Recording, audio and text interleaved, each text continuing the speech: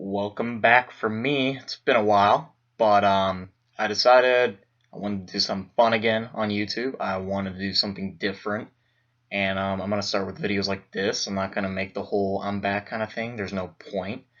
But let's do a video because I feel like doing a video.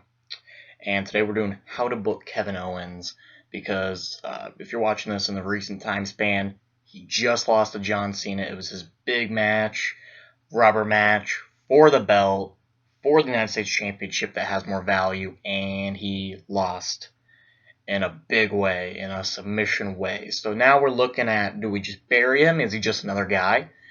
Or how do we rebook him? And that's what I want to do today. I still think Kevin Owens is a championship quality. People want to cheer for him and on the booking. And he still has the potential to be a big star. So let's get straight to the booking. What do we do with Kevin Owens now?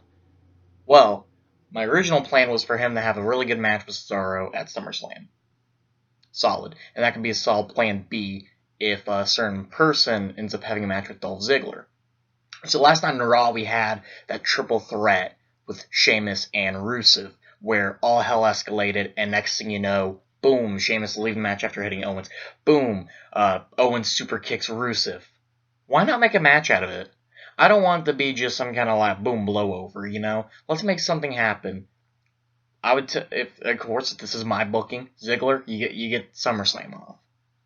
You know, a lot of people might want to see Ziggler at SummerSlam, but what's the point, you know? Because you can have Ziggler and Rusev at any time and have it make sense, babyface, heel. It's not very often anymore. You get heel, and then plot was another heel in the same match, and I think it makes sense here. Sheamus coming off his loss against Randy Orton. Okay, put him in a triple threat, you know, get him away from that Orton scene. You know, let's say Ziggler stays away, and then Owens needs a win. So what do? You book that triple threat. And to be simple, Owens wins it. Not over Sheamus, though. That can't happen. I think in the middle of the match, Sheamus says, I have nothing to win, fella. I have nothing to win over this match, fella. And just leave. Just quits. Walks away. And then you give Owens a win over Rusev, you know. I'm pretty sure, I've seen him hit that pump-up powerbomb, pretty big guys. I'm pretty sure he can hit on Rusev. Let him hit on Rusev. Let him get the pinfall. You know, Rusev's kind of on that downfall anyways. Fans aren't near as behind him as they are Owens. So get him out of there, you know. Go ahead and give Owens a relatively decent-sized win over Rusev, former U.S. champion, you know, was on a streak for a while. Got aimed by the John Cena monster, just like Owens, so let him be the one that comes back from that Cena monster rather than Rusev. So what we have next is Night of Champions, and, you know, Sheamus doesn't have a whole lot of booking right now. There's nothing to really do with him. He's just kind of floating in midair. So that's where you go ahead and you give Owens and Sheamus, and you know, again, it's a heel and a heel thing, but the part of the reason behind this is give him some of that tweener area, you know? Let him fight heels and babyface because he's Kevin Owens. He doesn't give a hell if you're a babyface, if you're a heel, if you're like him and wrestle like him, or if you're the good guy and like the fans. He doesn't care who you are. He'll wrestle you and he'll beat you. That's who Kevin Owens should be. He should be the guy who doesn't matter if you're heel, face, I don't care. I'll beat you eventually because you're just part of the line of people I'm going to beat eventually. That's what it should be. So now your champions, I have Sheamus and Owens, and I don't have a decisive winner here because, again, Sheamus is your Money in the Bank man. You know, you don't really want to bury him, but I have one of two ways for this to go if I'm booking it. Count out, again, have Sheamus just walk away. He has nothing to earn from it. That could be just a big storyline, and of course down the road you could have, if Owens turns complete babyface, give Owens and Sheamus for the title. My second one is you have Owens just say, you pissed me off, you Irishman. You hit me in the face. You ran away at SummerSlam.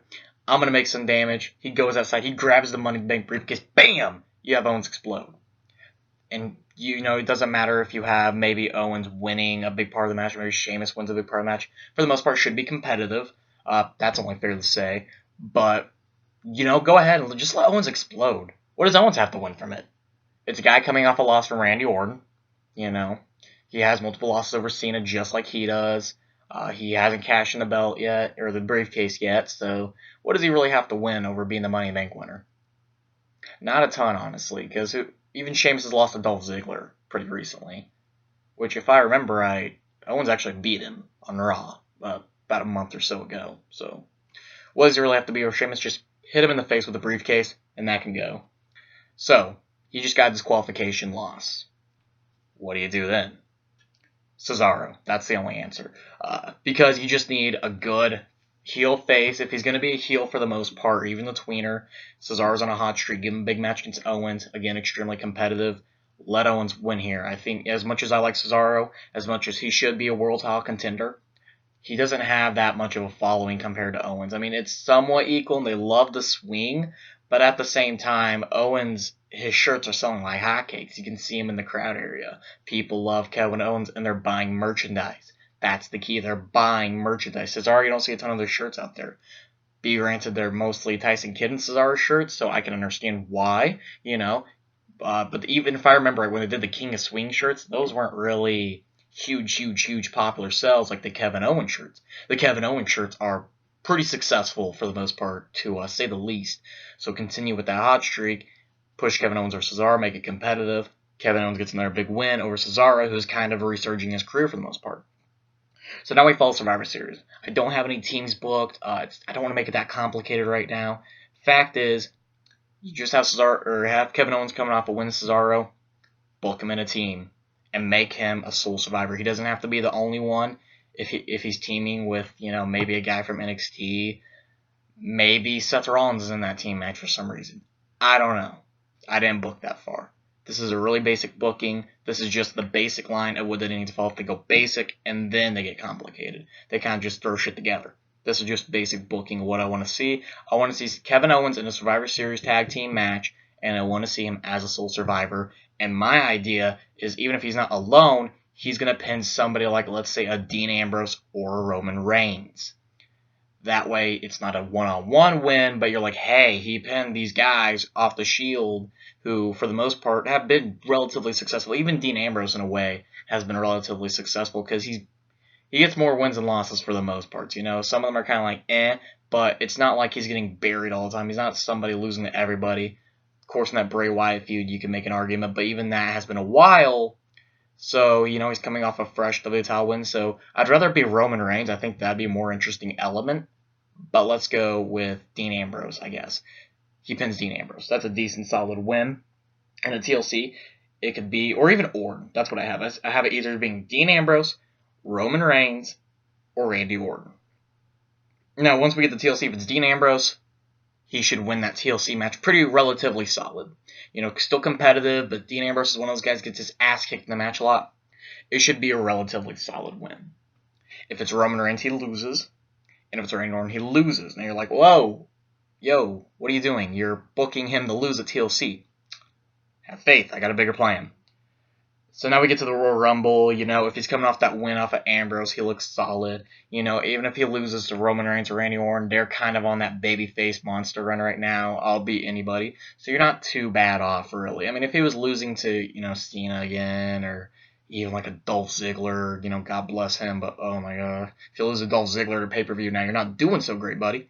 So, losing those two isn't the worst case scenario. You can still book it in such a way where it looked like Kevin Owens was getting ready to win. Maybe they barely got their foot on there. Still make it very, very, very competitive. Make it look like Owens is still going to win. So, once we get to the Royal Rumble, have him enter at 1 or 2. You have him enter early. Kind of play him as a favorite. In the weeks following, have him beat the shit out of R-Truth or a Gold Dust or, anybody in that relative area. Have him beat the shit out of some guys. Make him look hot. But it gets an early number, you get to the number 20s, and then you hear the stupid-ass dancing music from Sami Zayn. Play off that feud. You have Sami Zayn eliminate Kevin Owens in the Rumble, and that's your Elimination Chamber match, unless you have a Chamber match for mid-card belt, which I don't want to see Kevin Owens in. I want to see him face Sami Zayn at Elimination Chamber, and just like NXT, it should be booked a lot like that. Get it to a bigger crowd who's going to watch more than NXT, because I believe there are still some people out there who watch the main card but don't watch a lot of NXT. I still truly believe there's a lot of people out there like that. So you get him that rematch. You say maybe Sami Zayn, it's his roster debut. He can win this time. He's on a comeback. Make it competitive, but I don't even want it to be a roll-up on Zayn.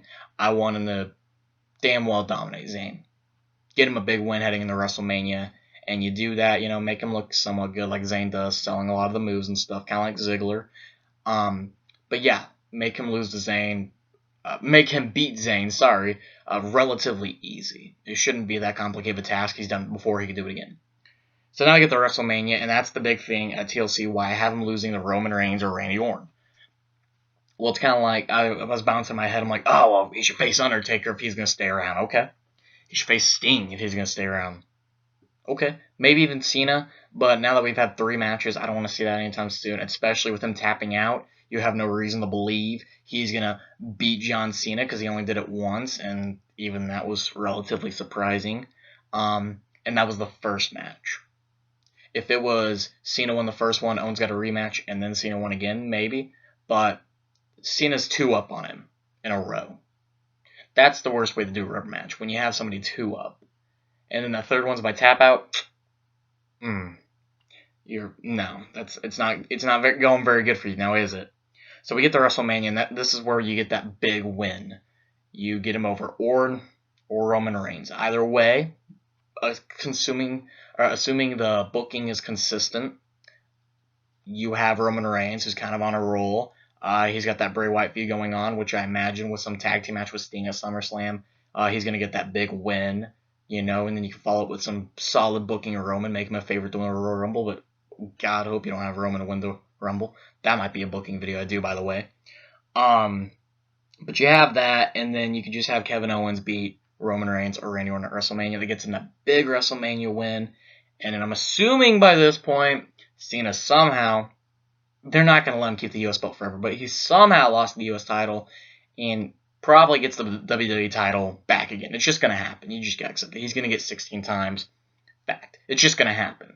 I'd be, shoot me and put me in a grave if that doesn't happen, because I'd be stunned if that didn't happen.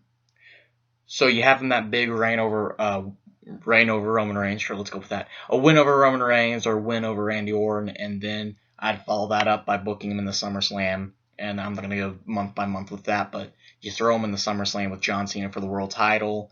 Since it's been a year, Owens has been on somewhat of a hot streak. You play that off, and then I would have Owens beat Cena for the title, damn it. But that probably wouldn't happen. So maybe Finn Balor comes up to the roster. They can play that. He beat him for the NXT title. There's so much you can do after that, but that's just my month by month all the way up to WrestleMania booking. So that's just a basic booking. Hopefully you guys liked it. Hopefully you have booking ideas. If you want, put that in the comment section. Feel free to share.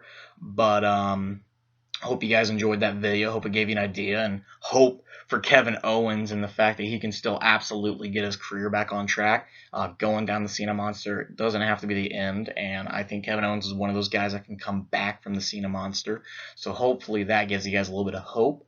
And if you enjoyed the video and enjoyed what I had to say, give it a like button. If you haven't, subscribe, and I'll be coming more consistent. I haven't made a video in about 2 years now, but I wanted something to do. So in case you already want to just hear the booking, I'm going to talk a little bit more about pretty much I needed to get a break from YouTube, needed to focus more on school, just a lot of basic stuff. Older, wiser, now I can go ahead and make some videos again, but I want to do something that's more entertaining to me. I want to do more of these booking videos. I don't enjoy doing reviews. I'm not going to be doing reviews unless specially requested that you want me to be like, oh, hey, do a WrestleMania review, which I might do. I don't know. I don't plan on doing reviews, especially the night of. I used to do the night of, and that just killed me because I was so tired. I was drained. The show, especially if it was a bad show, I wanted to hang myself because it was just absolutely terrible. So, I don't plan on doing reviews. I'm going to be doing more UFC videos. It might be more, not reviews for UFC, but more booking. Not necessarily booking, but who should fight next. Maybe I'll steal something off the Bleacher Report, because I think it was Sean Smith. He does the Contender Pretender. Hasn't done one in a long time, but the Contender Pretender I enjoyed for the rankings. I might do some of those. But if you guys want me to talk about anime again, I can. It's not something I've been as interested in the past couple of years, but I'm more than willing to talk about it. It's still something I know about. It's still something I like to a degree. Maybe some video game reviews. That just kind of depends. I actually have a friend who invested in one of those chips that goes in your TV, and then you record on your TV instead of putting a camera to the TV. So if you guys want me to do a video game review, that's something I can do also. And unofficially, I'm reopening Q&As. I enjoy doing those. Even if Michael Cole sucks me, if you're still out there, send in some fucking questions. I'll answer them. So, if you guys want to do some Q&As, if you have any questions, I'm open to those too. Really, anything to get this channel back on the road, Still around a 200 subscriber mark, so, not terrible for 2 years later having everybody just unsubscribe, not too bad. So, we'll see what we kind of get from there. And it's been nice talking to you guys from a long time ago, and we'll be making some videos again soon. See ya.